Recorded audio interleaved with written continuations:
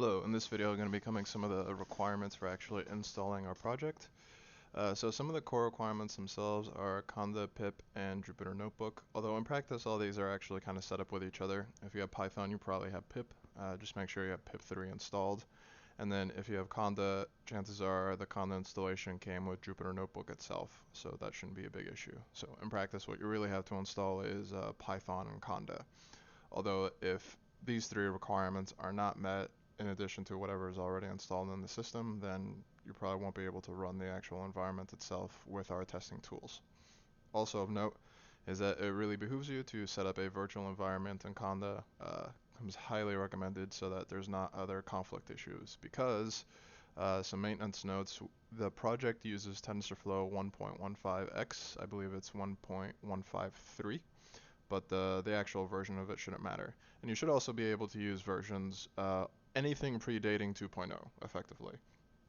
Whatever you do, do not upgrade the virtual environment to TensorFlow 2.0. There's been a bunch of function deprecations, and a bunch of the ways that TensorFlow was organized have changed around a little bit. And because we've been using the OpenAI standards, OpenAI has not upgraded a bunch of their stable baselines and a bunch of their partner projects and libraries to actually upgrade to TensorFlow 2.0, at least not for the things that we're using it for. So I'll go ahead and move over to the actual README file that shows the instructions. So from here, I'm going to perform a git install. So you should see here, git clone. I've already done this project, and then that gets us this. So I'm going to go ahead and exit out of this, go into the actual directory. Then from here, I'll open terminal, and I will do a pip install our requirements. This is our requirements text. And this will gather up all the various things that we need to get. So because I've already installed this environment, as you can see, most of the stuff is already here. Of note, so if you're installing this environment in Windows and also Mac, these two requirements should not be an issue. This PyWin library here is specific to Windows, although it has worked for us on Mac, so it shouldn't be an issue if you're working on those. If you're working on a Linux distribution like I am, you will not find these because they're just not native to Linux.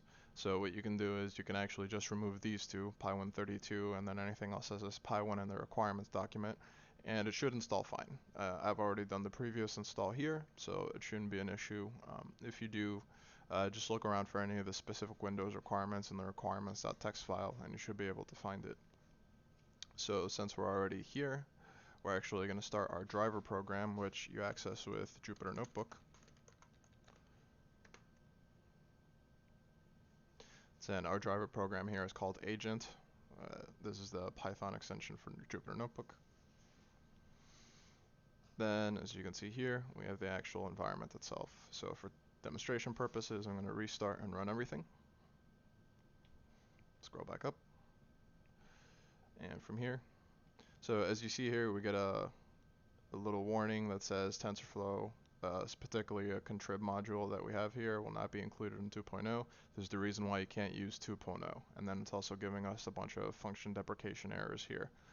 Again, none of this is an issue if you actually use 1.15 or in practice just about anything before 2.0. So it looks like we already got results. So as you see here, these are the results of our environment.